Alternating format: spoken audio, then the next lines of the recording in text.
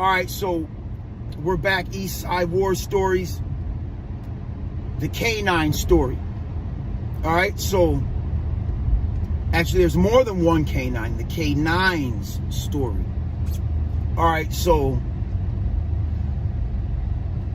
it's to the point in the story where I have locked everybody outside of the apartment, and it's almost like I kind of disappeared right in front of everybody, and nobody really was paying too close of attention, even though I did this right in front of everybody. There was so much commotion going on that when I slid in the apartment and locked it, I don't even know if anybody noticed I did it. Okay? So I'm in the apartment, and they have come back now, and they got my name. Now they come back and they're like, "Where's your brother at? He's got felony warrants." They don't beat around the bush at all. They're like, "He's got felony warrants for narcotics." And I'm like, and mind you, you guys, I'm on probation for 2 narcotic cases, but this could easily be 2 new cases. I'm in drug court, so I'm under like real strict monitoring, and I report all the time, so I know I don't have a warrant. And I had a lawyer at some point on this case over a violation. I usually don't fuck with lawyers, but I actually had a lawyer. And I'm trying to think of his name because he's probably the only good lawyer. Fuck, man. I'll try and put it in the thumbnail. So I kind of had a lawyer on deck, but he wasn't on retainer. So as the police are like, "We're gonna get the dogs," right? Because they're trying to get in the apartment, but nobody has the keys except for me. Every window is locked with a stick. The chain is locked on the door. And at the point where the police actually, when I heard them dogs barking, you guys, now this is where the story gets funny. Now, during all this time, I have been like, where am I going to hide? So what I did is I cut the bottom of a love seat out. There was 2 couches in the living room, a big like hide-a-bed, and then a love seat, 2 black leather couches. All right, one was extremely heavy, the one that had the bed in it. So I'm hiding under the love seat where you wouldn't think a human being can possibly fit. Man, I'm under this motherfucker, and like there's 4 legs are on the couch, but only 3 of them are touching. And there's no way that I can get all 4 of them to touch. That's one thing I noticed the whole time, you guys, is that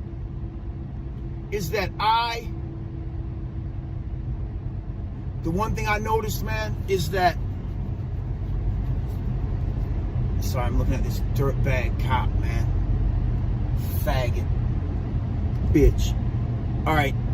And I'm in Crystal, so this is where they tried to do that bullshit pullover on me. I got to drive through here every day. Luckily, the police are kind of intimidated at this point. Okay, so back to the story. So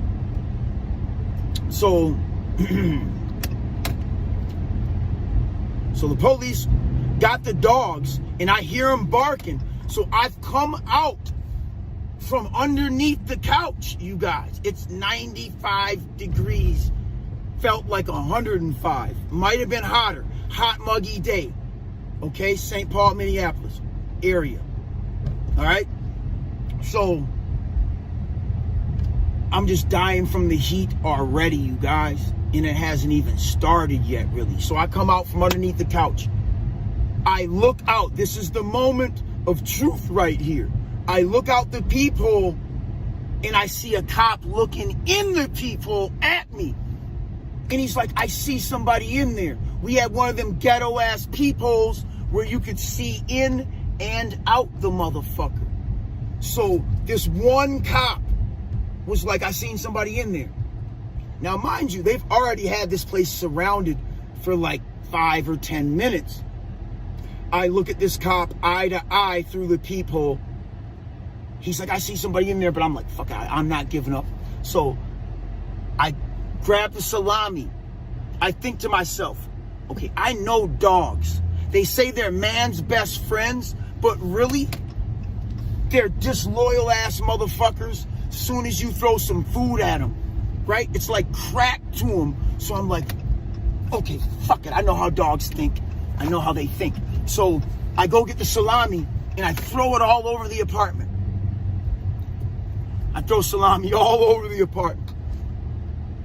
So all of a sudden, in the process of them getting in, they're like, we're gonna go get the manager to get the key. But we had changed the lock. So I knew once the manager gets here, it's gonna be a certain amount of time before they're through that door, because he's not gonna be able to open it with the key.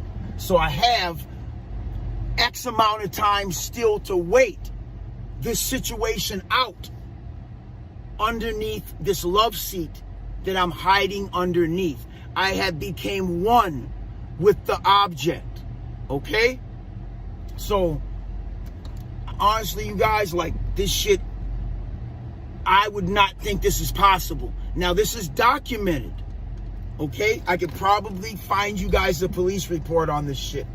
All right, so the police have mounted up hard. They're getting the manager, who, remember, I told you guys he was already there, so he wasn't too far away. So they get the manager, he pops his key and it doesn't work. They get a drill, they try to drill the lock out, and that doesn't work, right? But at this point, I want them to come in there sooner than later, because I know there's no way that they're just gonna give up at this point because of the felony warrants for narcotics, right? So I'm like, yeah, there's no way they're going away. So I'd rather them come in sooner than later. So all of a sudden,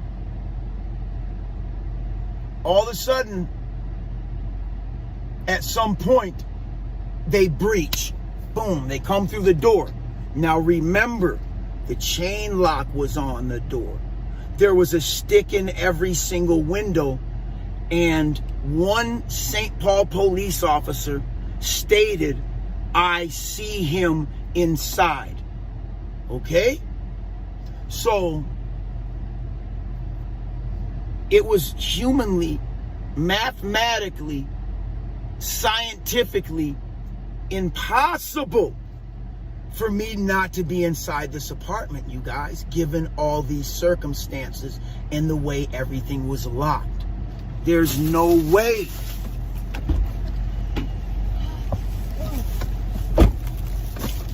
There's no way somebody could have got out of there. So all of a sudden, they run the dogs through there, right? And I'm just kind of knowing that what's really going to happen is the dogs are going to come in there. They're going to know I'm hiding, and they're going to know I'm very scared and I'm hot because my body temperature is way up to the point where I'm about to have a heat stroke and just give up. I'm about to give up, you guys. I only got so much time, literally, and I'm about to give up. It's too fucking hot, man. All right? But I've come this far. I'm like, fuck that. I know I don't got no warrants. So mind you, before they kicked the door down, I was on the phone with my attorney underneath the couch. Like, man, they're at my door. They're telling me I got warrants. He's like, man, you don't have any warrants. I just ran you. You don't have any warrants. There's nothing they can do to you. You don't. And he's just telling me there's nothing he can do for me because there's nothing in the computer that says I have a warrant. Okay? And we had just dealt with some kind of a situation. He was representing me on a probation violation. That's a whole nother story. We'll get into that. So I call him. He's like, bro, I can't do nothing for you. You don't have no warrants. But I'm like, I can hear them outside. I'm under the couch, man. Like, and he's like, I don't even remember what his advice was. I really don't. I don't think he even had any advice. Fucking call me when you get to jail if you get there, probably. So now I'm really getting confused. Like, damn, this must be a new case, possibly, right? So I'm really not trying to give up now. Now, the police are ransacking the apartment, but right when they came in, what I noticed happened was, which I knew would happen, is the dogs went right for the salami. So right when they ate the salami, in the dog's mind, it was just a training drill, and the drill was over because they were already to their reward. Okay? So I like to consider myself kind of a psychologist a little bit. Now, so the dog did exactly what I knew he would do. Okay? I'd never done this before, but I just had a hunch that this is how this is going to go. Knowing that I know how dogs operate. Okay? So, they're not as smart as you may think. Now, what the police did when the dogs ate the salami is they started to beat the dogs. That's another thing I've noticed on multiple occasions, that when dogs fail to alert to things, they get kicked and punched and beat. There's always been a yelp come out of a dog that has failed in a K-9 search. I've never seen that happen and them not beat the dog. I'm not even an animal lover. I'm just telling you guys the truth. Another way that they get dogs to even alert to drugs and things of that nature is by getting them addicted to drugs, giving the dog cocaine, giving the dog meth, giving the dog this, giving him heroin, give small doses. So then he becomes addicted at some point, and now he's just a junkie, sniffing around for another fix.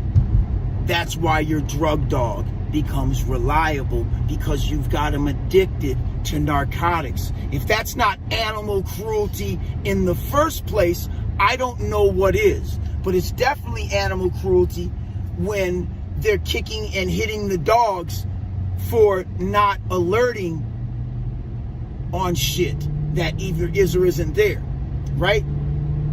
So they start beating the dogs, and they're like, let's flip the couches. So they go to flip the first couch, and it's heavy, right?